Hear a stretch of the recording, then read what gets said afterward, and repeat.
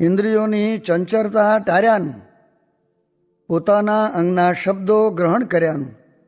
સ્વામિનારાયણ હરે સંવત 1877 માગશર સુધી પંચમીને દિવસ રાત્રિને સમયે શ્રીજી મહારાજ ગામ શ્રી લોયા મધ્યે સુરા ભક્તના દરબારમાં વિરાજમાન હતા અને ધોરો ફેંટો મસ્તકે બાંધ્યો હતો અને ધોરી છીટની ડગલી પહેરી હતી અને ધોરો ખેસ પહેર્યો હતો ને પોતાના મુખારવિંદની આગળ પરમહંસ તથા દેશ દેશના હરિભક્તની સભા ભરાઈને બેઠી હતી. તે સમયને વિશે શ્રીજી મહારાજને મુક્તાનંદ સ્વામીએ પ્રશ્ન પૂછ્યો છે. જે ભોરો હોય તેને તો કોઈ સ્વભાવ દેખીને સંતનો અવગુણ આવે, પણ જે ડાયો હોય તેને સંતનો અવગુણ કેમ આવે છે? ત્યારે શ્રીજી મહારાજ બોલ્યા છે, જે ડાયો હોય તેને પોતામાં જે કોઈ અયોગ્ય સ્વભાવ દેખ્યામાં આવ્યો ને તેની ઉપર પોતે અતિ દોષ બુદ્ધિ રાખીને દ્વેષે સહિત તે સ્વભાવને ટાળ્યાનો દાખલો કરતો હોય અને તે સ્વભાવ ઉપર પોતાને અતિ ખાર હોય અને તેનો તે સ્વભાવ કોઈ બીજા સંતમાં દેખાય ત્યારે તેનો અભાવ આવે છે. અને જે મૂર્ખ હોય તે તો પોતાના સ્વભાવને ટાળે નહીં ને બીજા સંતમાં કાંઈક તે સ્વભાવ દેખે તો તેનો અવગુણ લે છે, તેને મૂર્ખ કહીએ. ત્યાર પછી શ્રીજી મહારાજ નાના નાના પરમહંસને તેડાવીને પોતે પ્રશ્ન શીખવવા લાગ્યા અને પોતે ઉત્તર કરવા લાગ્યા. તેમાં પ્રથમ તો પોતે એમ પ્રશ્ન પૂછ્યો છે, કામ, ક્રોધ અને લોભાદિક શત્રુનો જે વેગ, તેનું જે તીવ્રપણું ને મંદપણું તે 12, યૌવન અને વૃદ્ધ તેણે કરીને છે. કેવી રીતે? તો 12પણામાં મંદ વેગ હોય અને યૌવન અવસ્થામાં તીવ્ર વેગ હોય ને વળી પાછું વૃદ્ધપણામાં મંદપણું થાય.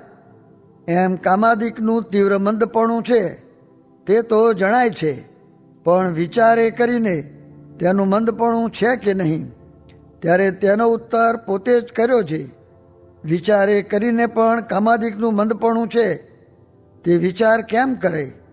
તો બાળક અવસ્થામાં મંદપણું છે અને યવન અવસ્થામાં તીવ્રપણું છે ને વૃદ્ધ અવસ્થામાં પાછું મંદપણું છે.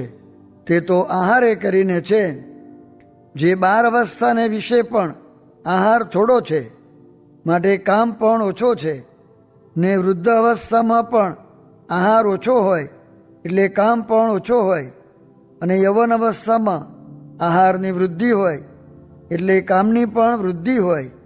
તે માટે જો યૌવન અવસ્થામાં આહાર ઓછો કરે અને દેહે કરીને શીત, ઉષ્ણ, વરસાદ, ભૂખ તેનું જાણી જાણીને સહન કરે એવો જે વિચાર રાખે અને મોટા સાધુનો સમાગમ રાખે તો તેને યવન અવસ્થામાં પણ કામ મન પડી જાય. અને વળી શ્રીજી મહારાજે પ્રશ્ન પૂછ્યો છે, જીવને નાના પ્રકારના વ્યસન પડે છે.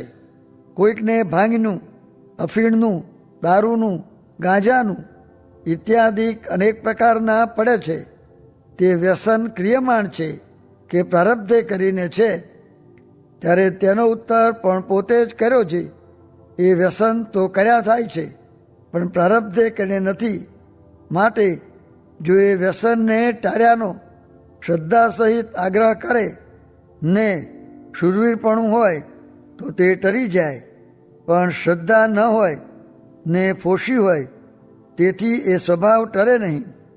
પછી વળી શ્રીજી મહારાજે પ્રશ્ન પૂછ્યો છે, કેટલાક બાળકને તો વૃદ્ધના સરખી પ્રકૃતિ હોય છે અને કેટલાકને તો અતિ ચંચળ પ્રકૃતિ હોય છે.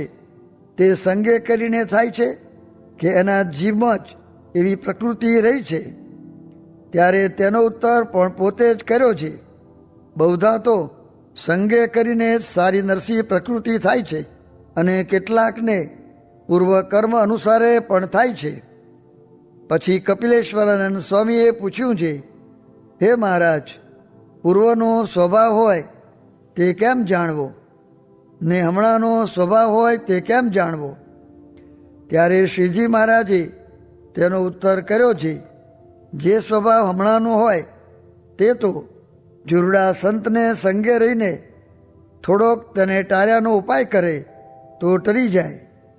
જેમ વંડી ઉપર તૃણ ગયા હોય તે 5 દાડા મેઘ ન વરસે તો સુકાઈ જાય, તેમ હમણાંનો જે સ્વભાવ તે તો થોડાક દિવસમાં ટરી જાય છે. અને જે પૂર્વનો સ્વભાવ હોય તેને ટાર્યાનો તો અતિ દાખલો કરે ત્યારે માંડ માંડ ટરે. જેમ ધરતીમાં ધરોનો છોડ હોય અથવા બોરડીના ઝાડ હોય તેને તો ખેડૂત અગ્નિ લગાડીને બારે તો પણ પાછો ફૂટી આવે ને જો કોદારી લઈને મૂળમાંથી ખોદી નાખે તો જાય. તેમ જે પૂર્વનો સ્વભાવ હોય તેને રૂડા સંતના સમાગમમાં રહીને અતિ પ્રયાસે કરીને ટારે તો માંડ માંડ ટરે. અને ત્યાર પછી વળી શ્રીજી મહારાજે પ્રશ્ન પૂછ્યો છે, જેની ઇન્દ્રિયો ચંચળ હોય તે ચંચળતાને ટાર્યાના પૃથક પૃથક કયા ઉપાય છે? ત્યારે તેનો ઉત્તર પણ પોતે જ કર્યો છે. ચક્ષુ ઇન્દ્રિયની ચંચળતા ટાર્યાનો એ ઉપાય છે, જે નાસિકાગ્ર દ્રષ્ટિ રાખે ને આડું અવરું જુએ નહીં, ભણવું હોય તો ભણ્યા કરે તથા ભજન સ્મરણ કર્યા કરે, અને એમ કરતાં સ્ત્રીયાદિક દેખાઈ જાય ને અયોગ્ય ઘાટ ન થયો હોય તો પણ નેત્રને ઉગાડા રાખીને મેષોન્મેષે રહિત કરીને જ્યાં સુધી નેત્ર સારી પેઠે બરે અને આંસુ ચાલે ત્યાં સુધી ઘડી બે ઘડી પર્યંત જોઈ રહે, ત્યારે તેની દ્રષ્ટિ ચંચળ હોય તો પણ વશ થઈ જાય છે. અને નાસિકા ઇન્દ્રિય છે તે કોઈનું શરીર અથવા મુખ કે વસ્ત્ર તે ગંધાતું હોય તેનો ગંધ લે ત્યારે તે ન ગમે, ત્યારે તેનો એમ વિચાર કરે છે, મારો દેહ પણ ઉપરથી સારો છે, પણ માય તો રુધિર માંસ હાડકાં છે તથા પેટમાં મર મૂત્ર આંતરડા છે. એમ વિચાર કરે તો નાસિકાની ચંચળતા ટરે અને કાનની ચંચળતા એમ ટરે, જે કોઈ રમૂજ થતી હોય અથવા ભવાઈ થતી હોય તો તેને સાંભળ્યામાં હેત થાય ને ભગવાનની કથા કીર્તન સાંભળ્યામાં નિદ્રા આવે ત્યારે ઊભા થવું અને નિદ્રા આરસને ટાળવું ને ભગવાનની કથા સાંભળ્યામાં શ્રદ્ધા રાખવી ને હેત રાખવું તો કાન જીતાય. અને ત્વચા ઇન્દ્રિયને એમ જીતે છે, જાણી જાણીને ટાઢ તડકો વરસાદ તેને ખમવો ને ગોધડી હોય તે ઉશીકે મૂકી રાખવી અને સારી પેઠે ટાળવાય ત્યારે ઓઢવી તથા જ્યાં ત્યાં પડી રહેવું. એમ કરીને ત્વચાને બારી નાખે.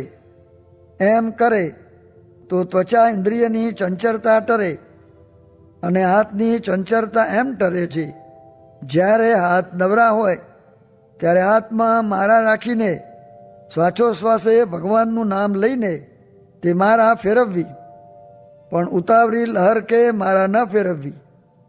અને કેટલાક એમ કહે છે જે મને કરીને તો નામ વધુ લેવાય, એ વાત ખોટી છે.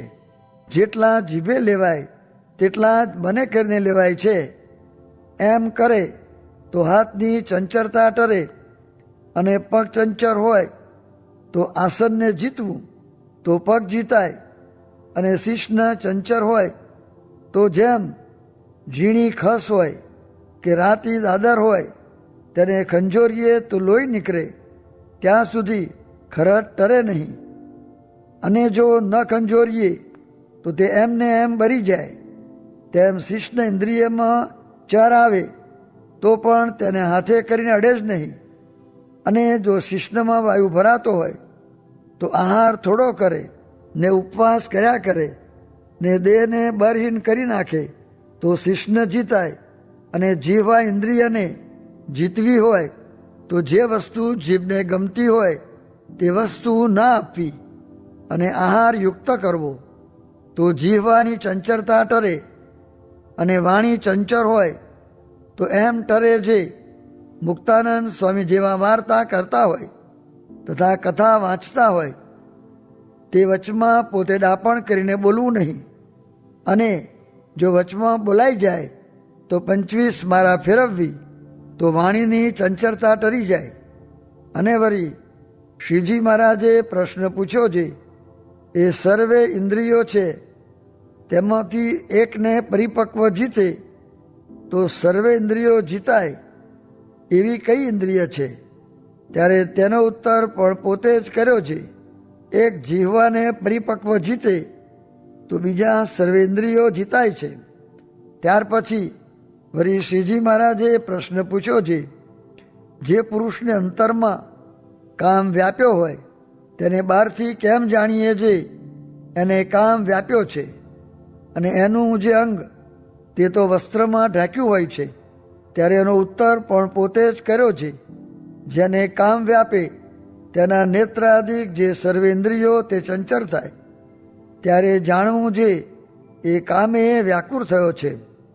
અને વળી શ્રીજી મહારાજે પ્રશ્ન પૂછ્યો છે, જેનો ચંચળ સ્વભાવ હોય તેને શાંત થવું, અને જેનો શાંત સ્વભાવ હોય તેને ચંચળ થવું તે કયા વિચારે કરીને થાય છે? ત્યારે તેનો ઉત્તર પણ પોતે જ કર્યો છે, જે ચંચળ હોય તે એમ વિચારે છે, હું આત્મા છું, બ્રહ્મ છું, અલિંગ છું અને આકાશની પેઠે સ્થિર છું.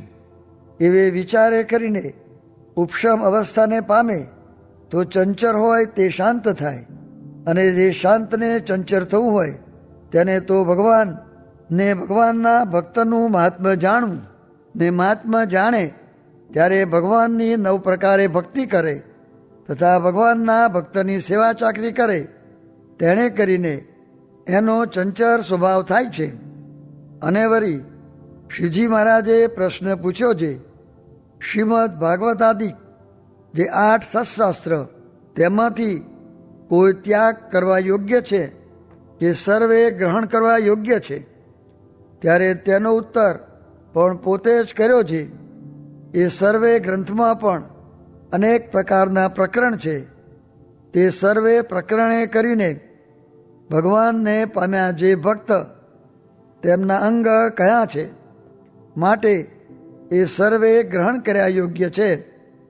પણ સર્વે પ્રકરણમાંથી જે પ્રકરણ પોતાના અંગમાં મળતું આવતું હોય તેને ગ્રહણ કરવું ને બીજાનો ત્યાગ કરવો, અને એમ જાણવું જે એ છે તો સાચું, પણ એ બીજા ભક્તને અર્થે છે, પણ મારે અર્થે નથી.